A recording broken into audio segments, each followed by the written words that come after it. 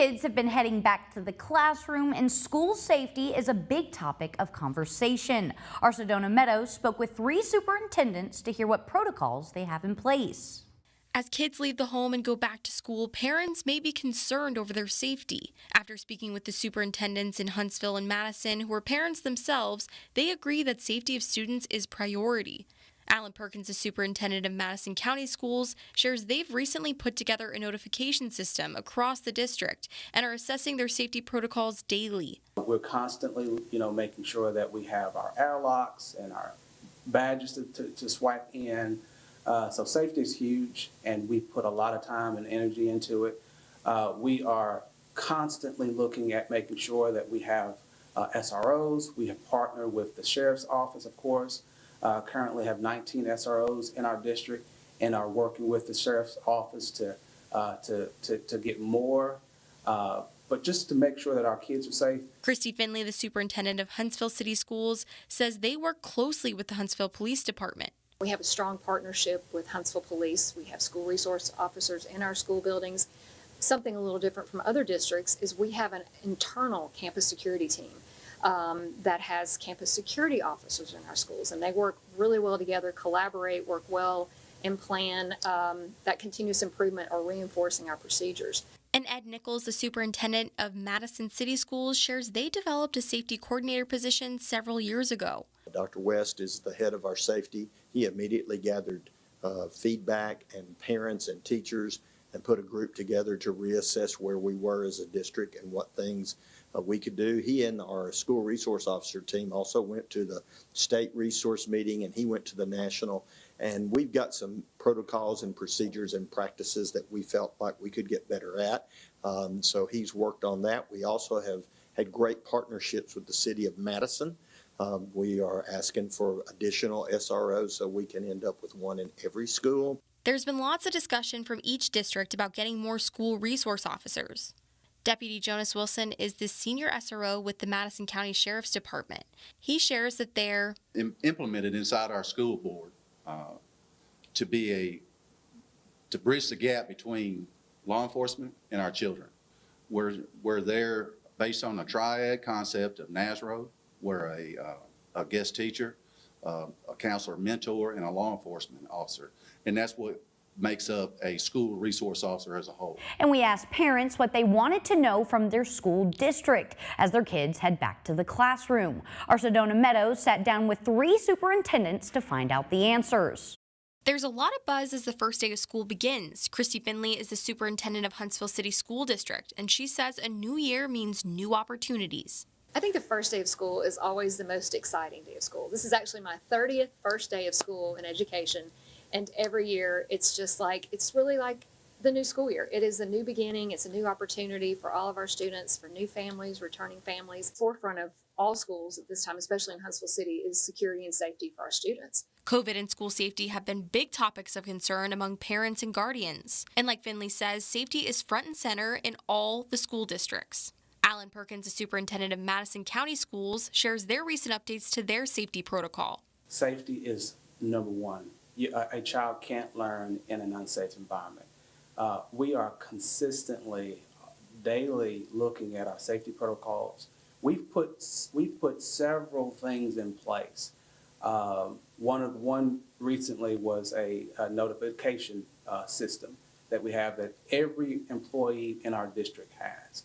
And Ed Nichols, the superintendent of Madison City Schools, says they developed a safety coordinator position several years ago and have adapted the protocol. Dr. West is the head of our safety. He immediately gathered feedback and parents and teachers and put a group together to reassess where we were as a district and what things we could do. He and our school resource officer team also went to the state resource meeting. COVID is something the districts are all monitoring and have cleaning procedures in place and will be keeping track of cases. And mental health of students is another priority among the districts. We have counselors in our buildings.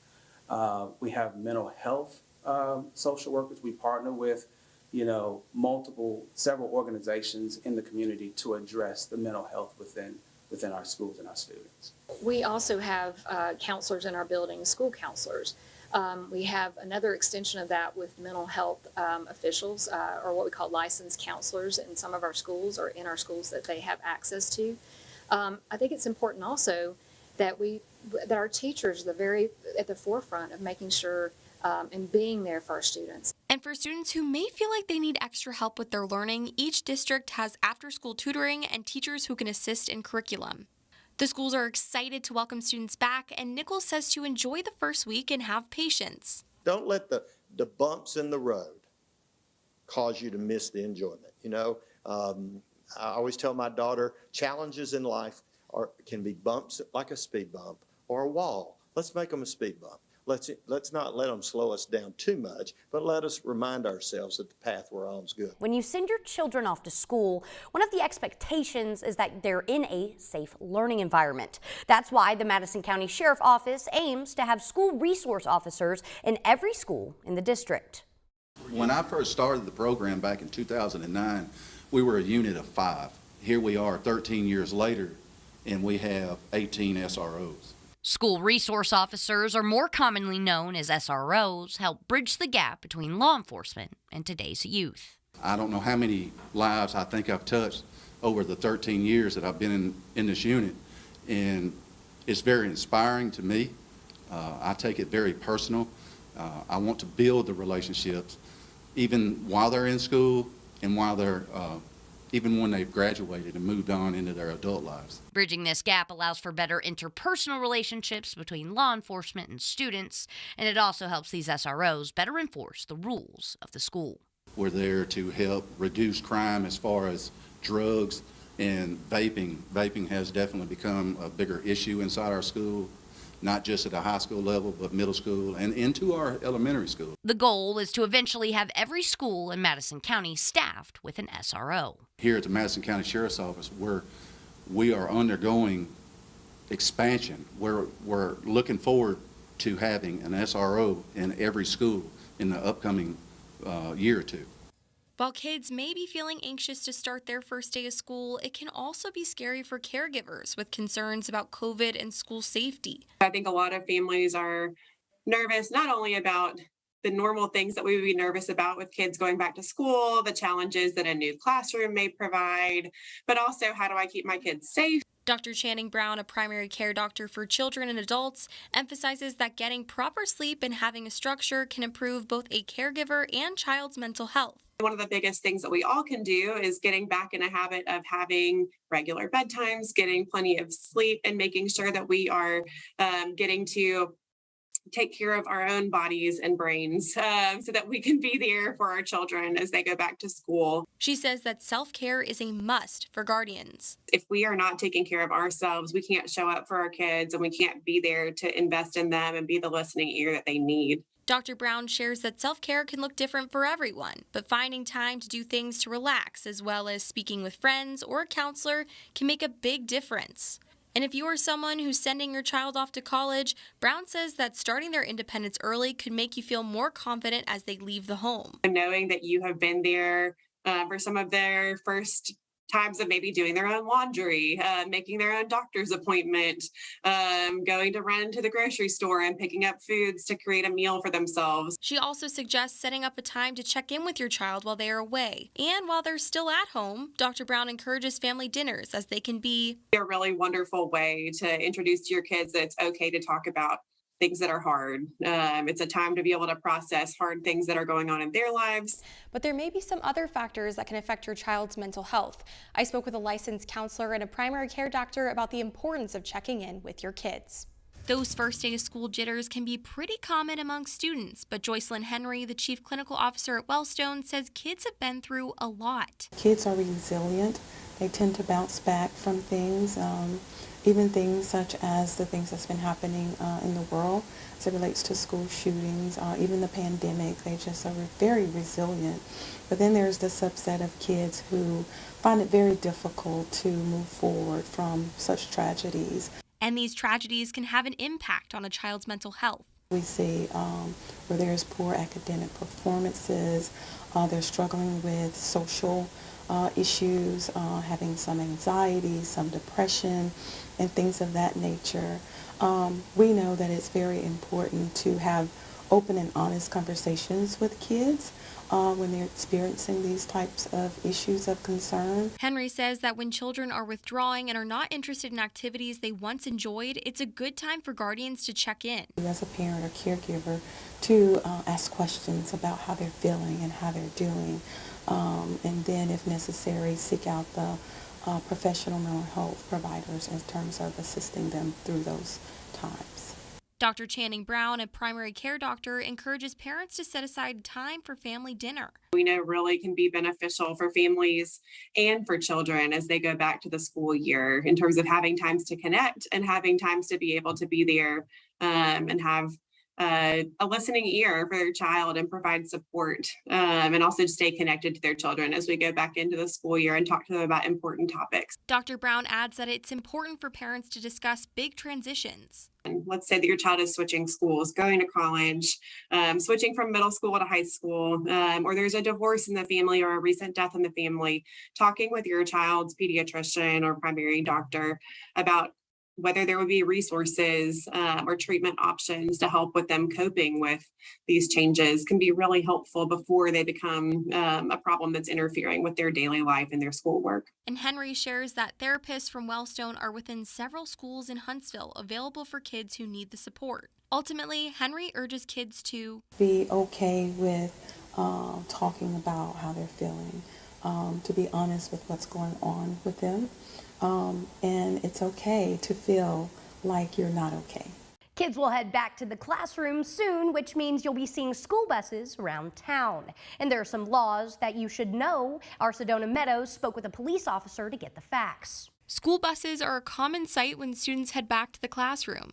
And when their stop sign comes out, in almost every case, that means you must stop your vehicle. We want everybody to be mindful that traffic is going to be a lot heavier as schools and students start crossing the roadways and things of that nature. And they're also riding the bus. So Alabama law requires everybody to stop for any school bus that stops on the roadway when their sign is extended and their flashing lights are activated. Rosalind White, a police sergeant with Huntsville Police, says there is one exception to this stopping rule: a median. The only exception applies if there's a 4-lane highway, but there must be a divider that separates the opposing lanes in which you must not stop. But if there's a 2-lane highway or anything of that nature, you are required to stop forward and following the bus. Here's an example of a common raised median where you can keep driving only if you are in the opposing direction. And here's a look at a street without a raised median where you must stop. So what happens if you break the law and pass a stopped bus? You could be fined or face a suspended license with community service. And these are some of the potential fines. And ultimately, why is this important? We have kids crossing the roadways. We want to ensure that they're safe going to and coming from schools. So we allow yourself a little more leeway time when you're leaving out for work so that we can ensure all our students are crossing the road and safe when they're doing so. We want to ensure the safety of our children, most important. Kids are almost heading back to school, and this means it's school supply time, and these supplies can be expensive. Our Sedona Meadows research prices on the same items from 3 different major online stores to find the best prices. It's almost that time of year again, back to school time, and sometimes school supply lists can be long and expensive. So I am online checking out those same exact items from 3 major stores to compare prices. After looking into local school supply lists, I put together a group of basic items to check out. So let's do some digging. Let's start with the everyday wooden pencil. I compared the price of this 30-count Ticonderoga pre-sharpened pencil from Walmart, Target, and Amazon. Here's what I found. Target and Amazon seem to have the cheapest option, both at $6.29. Moving on to your classic notebook, this one, the 5-star 1-subject college-ruled spiral notebook, has some differing prices, especially based on color. Let's stick with the black notebook. Looks like Walmart has the cheapest one at $3.36. Then comes Target at a close $3.39. Amazon only showed this product in a 2-pack. Totaling $10.85, but a single notebook would total out to $5.43. Now, what about those vibrant highlighters? Let's take a look. So with this 12 count of Sharpie pocket highlighters, Amazon and Walmart share the same price of $5.47. And here are some other item comparisons of note. So it's hard to say which specific stores have the best deals, but of all these items, Walmart consistently had the cheapest options.